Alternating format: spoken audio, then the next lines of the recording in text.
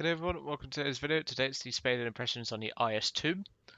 And, well, the IS-2 has been one of the most popular 5.7 heavies and also 6.3 respectively for the 1944 variant for a long time. And the main reason for that is, well, the IS-1 was a good tank. Trollish armor, which, honestly, the amount of times I've raged at freaking IS-1s, I hate the bastards. But then you get to a tank like the IS-2. Now, obviously, the IS-1 received a bit of a nerf when the penetration mechanics were reworked. And the IS-2 really didn't change much. I think it only lost about 1mm of penetration, and even then, it has plenty on this 122.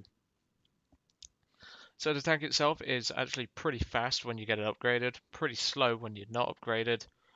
The armor is pretty tough. Your reload rate is pretty poor, but I mean, it's a 122.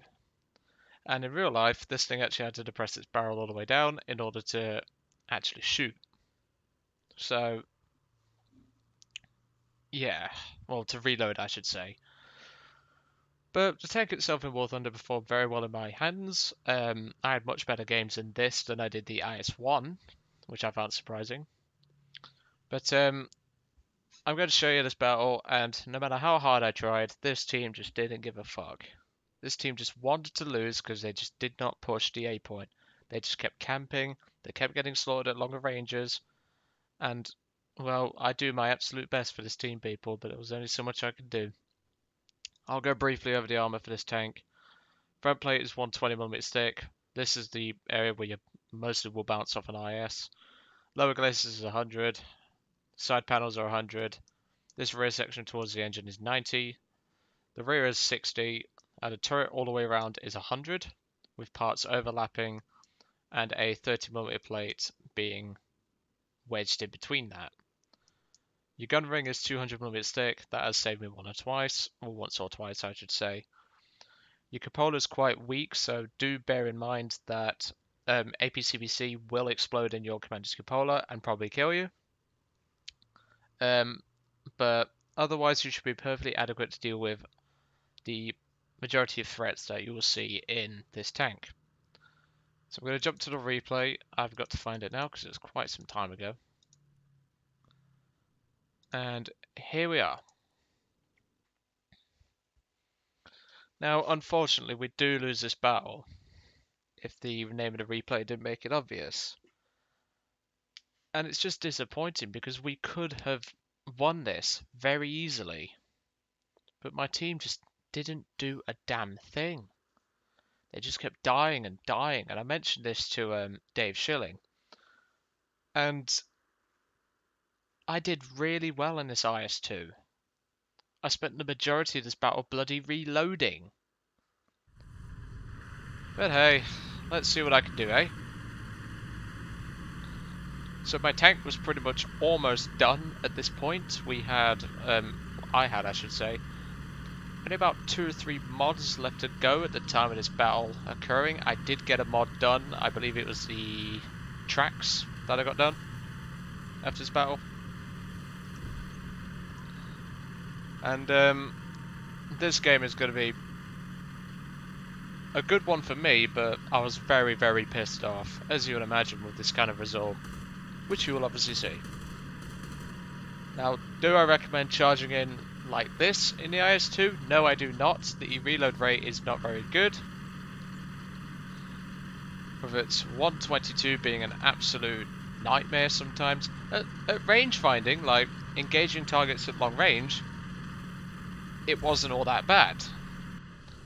I do have another game in the IS-2 where I get, I think it was 7. But I'm more than happy to show you guys that one because that will show the capabilities of this gun at long range. If you want to see that, then I am more than happy to provide that for you. The IS-2 is actually a really good tank, you've just got to play it wisely. And for some strange reason, this PT-76 was not doing anything. It wasn't even alerting me to targets down there. And this little corner right here, I'm going to sit for the majority.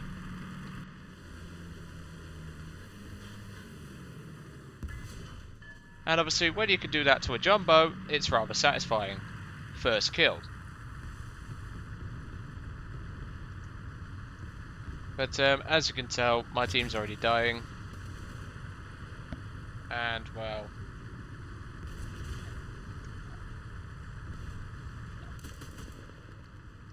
I let the PT-76 know with my machine gun that obviously I'm loaded. He, for some strange reason, decides to pull out with his tinfoil armor and gets wasted. Yeah, you're really helping the team, aren't you, buddy? By just pulling out and dying like that. Now, I only bought 20 shells in this battle because I thought it'd be more than enough. I was actually worried I was going to run out of ammo this one, folks. I'll be truthfully honest.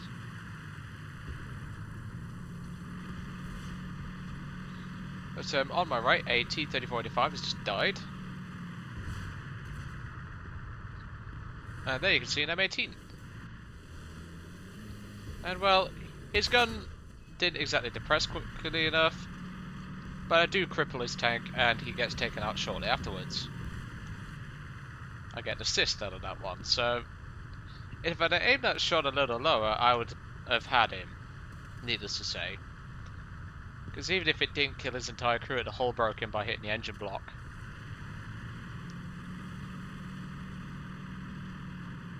There you can see an M6 heavy tank, which is actually really good now after the buff to its 76mm, or rather it was. Second kill. And I'll be truthfully honest, people, the 22.8 second reload on this thing that I currently have on my current crew doesn't feel that long. It really doesn't. It goes by surprisingly quickly.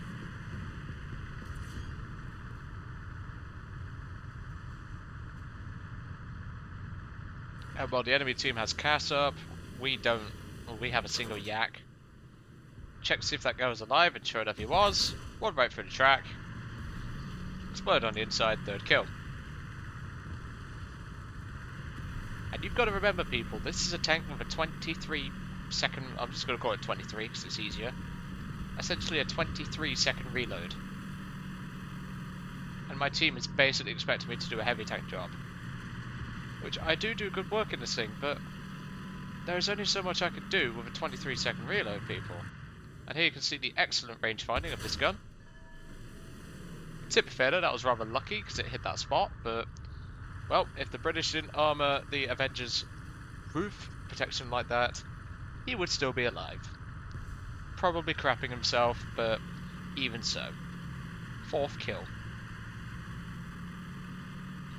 Now your fuse sensitivity is 15mm and it is very handy. However, Hellcats... Oh wait, I forgot to mention this geezer. This M6, for whatever reason, decides to do this. I bounced a Churchill, I knew there was a Churchill there, didn't care. He bounces, the M6 thinking, oh shit, and he drives right into the 122's shell. Fifth kill, there's your ace. And once again, I'd just like to clarify, 23 second reload. And there's a Churchill Mark 7, or rather, was a Churchill Mark 7. And even with the add-on armor, that thing was not surviving that shell. Sixth kill. And there's actually a jumbo on my right, but he just died. Thankfully. Last thing I want is a 75 jumbo flanking me whilst I'm on a reload. I was getting worried about getting shot through that gap there. It's very easily happening. But in case you haven't noticed, people, my team kept the point for like 30 seconds at the start of the game, and well, here comes some poor sod in an Avenger. Don't know why you thought that was a smart idea, buddy. Seventh kill. There's still more to come, people, and this team is going to lose this. And I cannot fault this tank for doing so well in my hands.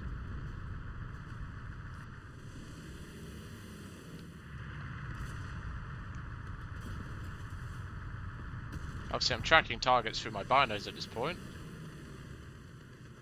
And I think, that looks like a tank. Is that a tank? And sure enough it was, but the shell didn't even explode to kill him. Eighth kill, and there's a Chaffee. Obviously, this battle took place after the penetration reworks buffs and nerfs of various tanks. And now that Chaffee should have really pushed me. But for some strange reason, he does not. And well, you regretted that life decision, didn't you, buddy? 9th kill. Now with the IS-2, you really do have to take into consideration your positioning, because the gun depression is only -3. This tank is really know about its depression, as with most Russian tanks. At this point, I decided to reverse. The IS-2's reverse is amazing for getting out of bad spots. The amount of times I've had the IS's reverse save me is unbelievable.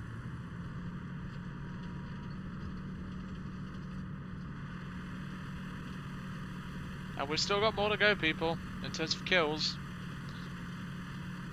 And my team has finally pushed up to cap the point. I believe it was the T-3045 you saw earlier. Yes, it is. But he is going to die very shortly, being the useful teammate that he is. And there is a Jumbo who probably thinks, oh shit. And well, you regret that life decision, didn't you, buddy? 10th kill. That's a double ace. Still more to go. But trust me, people, this battle royally pissed me off. I was actually considering halting the Spade of this tank because of this reason. Because of how mad I was after this battle. And well, the only communication my teams have in chat at the moment are just marking points like saying attention to this grid zone, attack the A point and things like that. At this point I decided, right, fuck it, the team's not going to do anything, I've got to do something about it. And well, this M18 driver is about to have a very bad day. 122 straight through, hull broke him, job done. Just ask Richie D about the encounters he's had with IS-2s.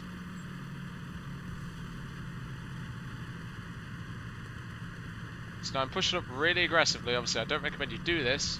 76 Sherman comes up for a crack at me. He goes for the turret front, which he shouldn't have done. And well, he regretted that life decision. 12th kill.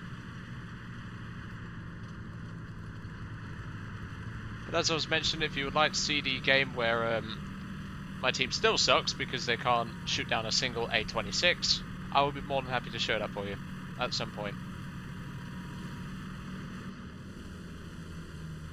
And there you can see another Sherman. He bounces, I do not. 13th kill. And unfortunately, the story of the IS-2 is about to come to a dramatic end.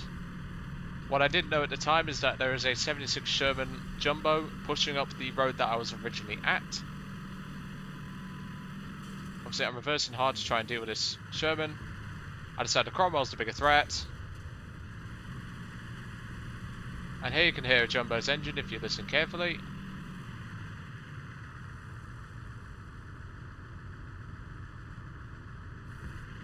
And well, unfortunately, people, that is the end. And as you can imagine, I was very pissed off. 14 kills and an assist. Nearly got my 15th on that Sherman. And it's ruined by the team just sucking absolute balls. Fair play to Eliot. Nils, I mean, you had to jump on me, pal. I had no idea he was there. But there's only so much you can do. But do I recommend getting the IS-2? Yes, I do. This thing is a lot of fun. Honestly, people, if you have not played the IS-2, you need to play it. It's a shed load of fun. And, well, this tank will serve you well. It's just, you will have teams like this. And it is very frustrating when you have such a great game in this tank.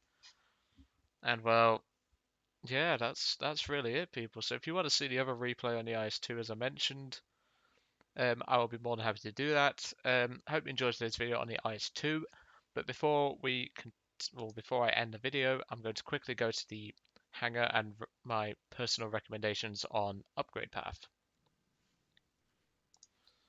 Now you will have seen a lot of replays there. Obviously, yeah, I've been working hard. Um, in terms of that, you're going to want to get parts, FPE, get the upgraded round. I know it may seem like it is not a difference by gaining 1 mm more of penetration, but it's the sloped angle efficiency that I'm on about here. The BR471B can comfortably cut through a Panther's front plate. The Panther 2, I'm not certain, but I have had a situation where I just punched right through his front. Not certain if it's guaranteed, but I highly recommend getting this shell. Then afterwards, I recommend getting crew replenishment. Um, then obviously engine, transmission filters, and do the rest. That's how I recommend you upgrade the IS-2. But anyway, I'm going to leave you guys to it. I hope you enjoyed today's, well, partially good, but well, in fact, it was a very good battle. It's just, as I always say, if your team wants to find some way of fucking up, they are going to do it. Anyway, I'll let you guys off, and I hope you enjoyed today's video.